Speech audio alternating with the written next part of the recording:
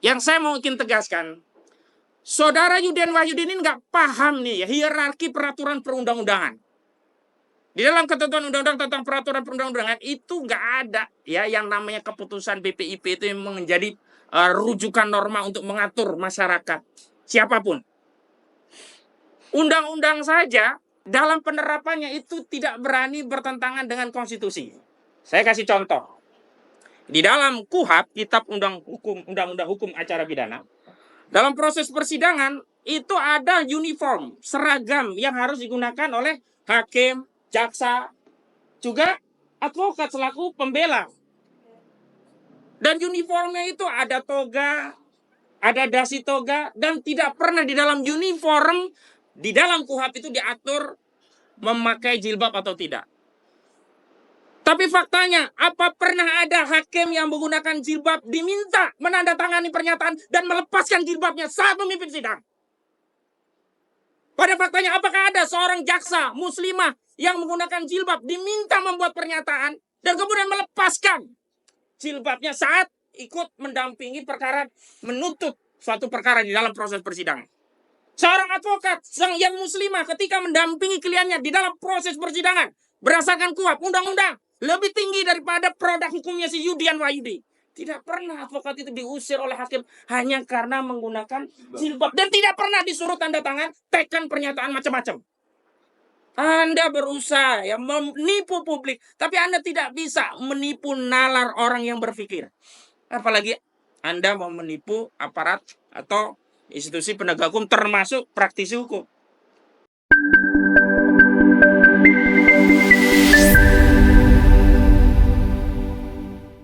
Bismillahirrahmanirrahim. Assalamualaikum warahmatullahi wabarakatuh. Alhamdulillah pada kesempatan siang menjelang sore hari ini, kami dari tim pembela ulama dan aktivis, sejumlah advokat, ulama, dan tokoh yang hadir pada kesempatan hari ini, sesuai dengan apa yang sudah kami sampaikan kepada publik, juga kepada rekan-rekan media, bahwa hari ini kita akan mengadakan konferensi pers untuk memberikan respon terhadap kebijakan yang ditetapkan kepada adik-adik kita, muslimah, selaku anggota dari tim Paskibaka, ya, tim pengibar bendera pusaka, yang kita ketahui memang mendapatkan perilaku zalim ya dari institusi yang seharusnya melaksanakan konstitusi, tetapi justru malah melakukan tindakan-tindakan yang inkonstitusional. Pertama-tama kita ucapkan puji syukur kehadirat Allah Subhanahu wa taala. Mudah-mudahan hari ini sampai akhir acara yang berjalan lancar. Yang kedua, salawat beriring salam semoga terlimpahkan kepada Nabi kita Muhammad sallallahu alaihi wasallam. Alhamdulillah di kesempatan kali ini sudah hadir. Saya sebutkan dulu justru di ujung di sana ada Bang Muslim Arbi yang sudah hadir bersama kita. Tapi karena keterbatasan nanti kita bagi-bagi waktu dan tempat. Tentu saja ada Bang Egy Sujana selaku Ketua Umum Tim Pembela Ulama dan Aktivis. Di kiri saya juga ada Bang Edi Mulyadi, wartawan senior. Di sebelah kanan saya ada Bang Aziz Yanuar, tim hukum dari PA2 Persada ya, dan juga FPI, Front Persaudaraan Islam. Juga ada Bang Ismar Samrudin, juga ada Ustadz Bukhari Muslim, termasuk ada Buya Fikri Bareno, Ustadz Salman, dan yang lainnya begitu.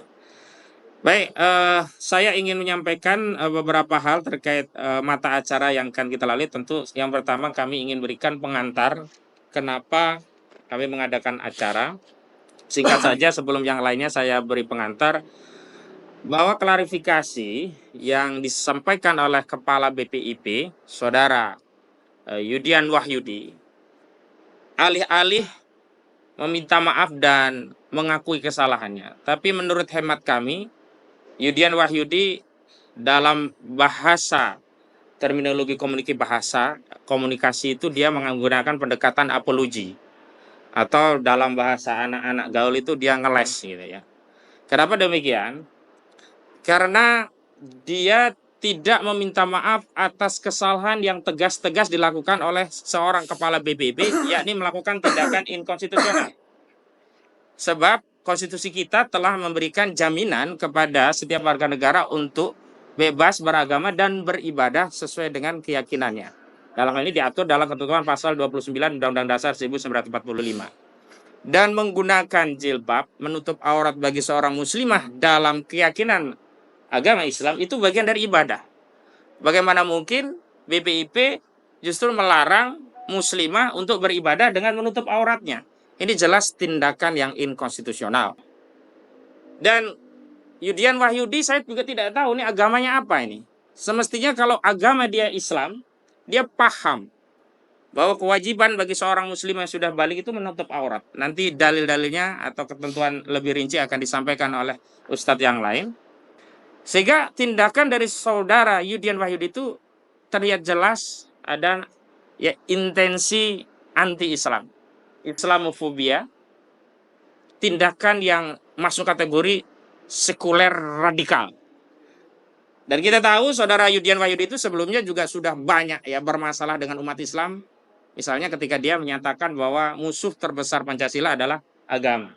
Ini semestinya tidak layak keluar dari lisan seorang kepala BPIP.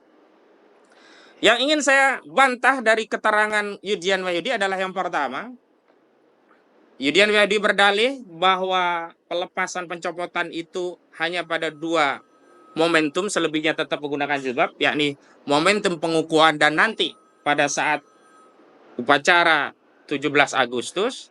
Sehingga mungkin menurut Yudian Wahyudi dalam 2 agenda tersebut muslimah boleh mengumbar aurat. Saya tegaskan kepada saudara Yudian Wahyudi dan seluruh jajaran BPIP termasuk kepada rejim Jokowi bahwa setiap muslimah yang telah balik itu seluruh tubuhnya aurat kecuali muka dan telapak tangan, dan dalam kehidupan publik dia harus menutupi auratnya menggunakan jilbab.